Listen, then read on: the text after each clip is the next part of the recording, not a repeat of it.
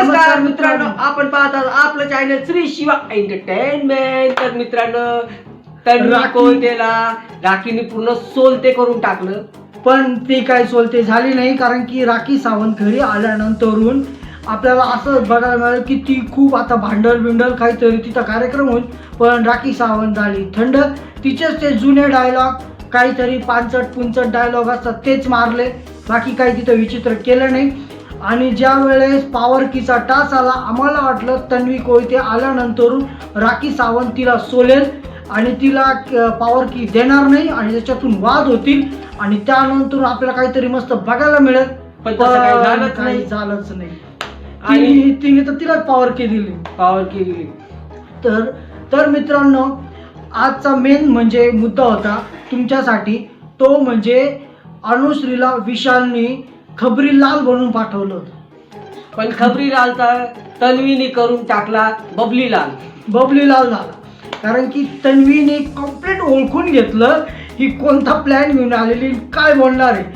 तर ती बोलत होती तन्वी की ती रुचिताची फ्रेंड आहे, रुचिताचा आणि तिचा झगडा झालेला आहे. मला पण एक वाटतं की अनुश्री चुकीच्या व्यक्तीकडे गेली आणि चुकीच्या व्यक्तीला ती म्हणजे नाही, तिला मार्केट तेच मार्केट येईल असं तिला वाटलं चुकीच्या व्यक्तीकडे जाऊन.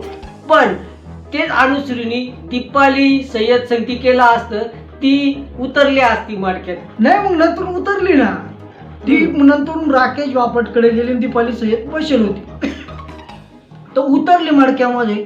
कम्प्लेट राकेश बापट म्हणे, अरे तू विशाल संगती राहतीये, त्याच्यामुळे तू विशालला तुझं कॉम्पिटिशन समजलं पाहिजे, तू आम्हाला नाही समजलं पाहिजे. आणि मेन म्हणजे त्याच्यामध्ये फक्त हुशार तन्वी निघली, तर राकेश बापटही निघला नाही, ती दीपाली निघली नाही. पण मला वाटतं की राकेश बापट हुशार निघाला की तन्वी कोयते मूर्ख निघाली. नाही, तन्वी कोयतेनी ओळखलं नाही, तू ती डायरेक्ट ऑर्डर बोलली ना, तू खोटं बोलती म्हणजे तिच्याकडे जर तिने तिचा उपयोग करून घ्यायला पाहिजे होता अनुश्रीचा. हा तुझ्या संमतीला मी आहे संमत, तू माझ्या ग्रुपमध्ये ये.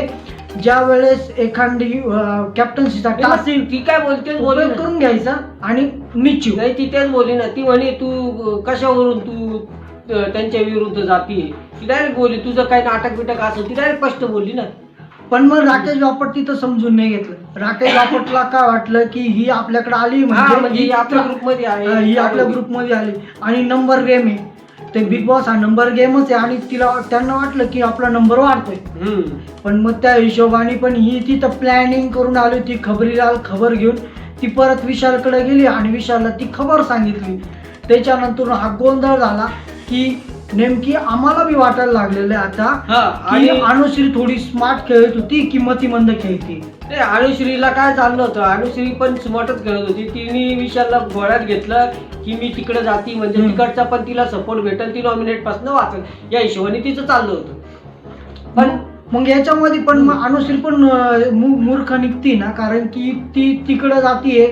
ती त्यांना तर समजलं की आपल्याकडे यायचा प्रयत्न करते आणि विशालने तिला तिकडं पाठवलं होतं. नंतर विशाल बोलत होता की ही तिकडे बी कॅप्टन्सीचा लग्गा लावल आणि आपल्याकडे पण लग्गा लावल, म्हणजे याच्यात तोंडावर पडणार ते नंतर आहे आणि त्याच्यात जाहीर होईल ती तोंडावर पडेल.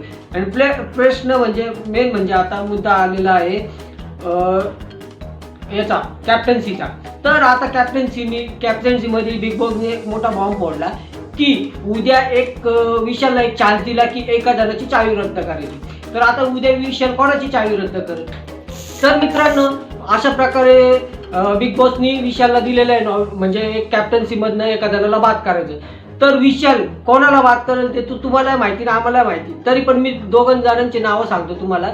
एक प्रभू आणि एक दुसरा आहे तन्वी कोयते. या दोघांमधनं तो एकाला बात करणार आहे आणि जास्त करून त्याचा प्रभूकडे कल राहणार आहे. कारण की प्रत्येक टायमाला प्रभूला नॉमिनेशन मध्ये पण टाकता, प्रभूला कॅप्टन होऊन पण नाही द्यायचं, हे नेहमीच चालू राहतं.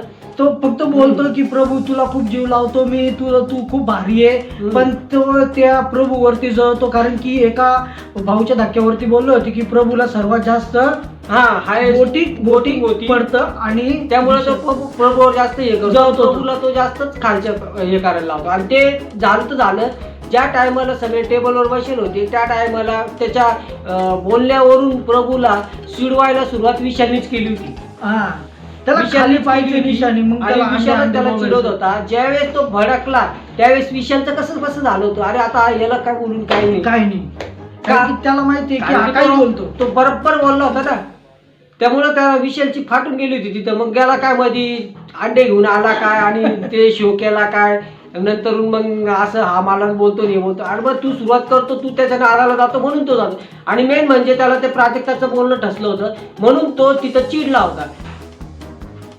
तर विशाल. असा काही प्रकार झालेला होता तिथं. आणि तर मित्रांनो, आता उद्याच्या टास्क मध्ये पॉवर किक कोणाला मिळणार, कोणाची रद्द होणार, हे तर हे तर आम्ही आत्ताच सांगितलं. आम्ही तुम्हाला सांगितलं. पण तुम्हाला बी काय वाटतं ते बी आम्हाला कमेंट करून सांगा की तुम्हाला कोण वाटते की त्याची पॉवर की जाईल उद्या. आणि मित्रांनो, तुम्ही आजचा जो टास्क बघितला असेल कोणता, अमृत आणि विष, तर त्याच्यामध्ये अनुश्री आणि प्राजक्ता होती. तर प्राजक्ताचं मला ॲक्च्युली तिथे राखी सावंतचा गेम आवडला. का? कारण की राखी सावंतने पद्धतशीर त्यांचं बोलणं ऐकलं.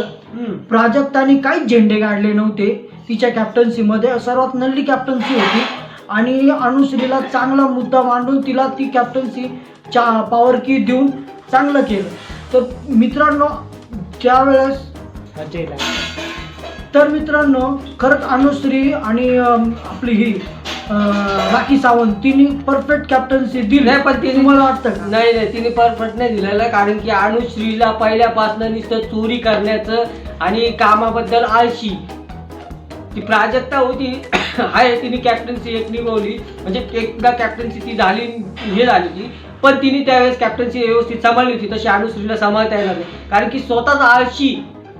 आणि पण ती आळशी आहे, मलाही मान्य आहे, आणि पण ती चोरी पण करते जास्त.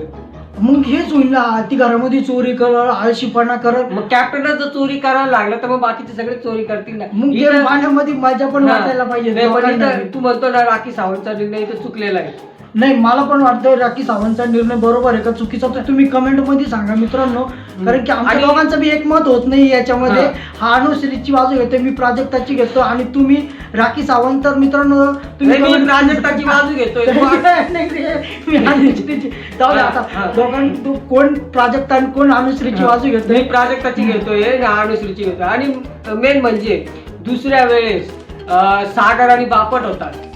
बापट तर कापट आहे यार. नाही, पण बापट बापटला द्यायला पाहिजे होती कॅप्टन्सी. कारण की सागरची कॅप्टन्सी पाहिली होती, सागरला पण काही एवढी नाही, कॅप्टन्सी निभावता येत ऍक्च्युली नाही. सागरला पण कॅप्टन्सी नीट नाही आले. ते त्याला तो नुसता ओरडतोय, मुद्देशीर मांडत नाहीये. झोपेल माणूस असला तिथं जाऊन म्हणतोय बिग बॉसचं काम आहे, हे माझं त्याला काम असं नाही. झालंय की तो कॅप्टन झाला म्हणजे तो घराचा डायरेक्ट बादशाह झाला. त्याला असे अशा पंख कॅप्टन्सी चालू आहे. पंख फुटले तर हवेत उडायला लागला. अरे कॅप्टन मी झालो, मला उडू द्या आता.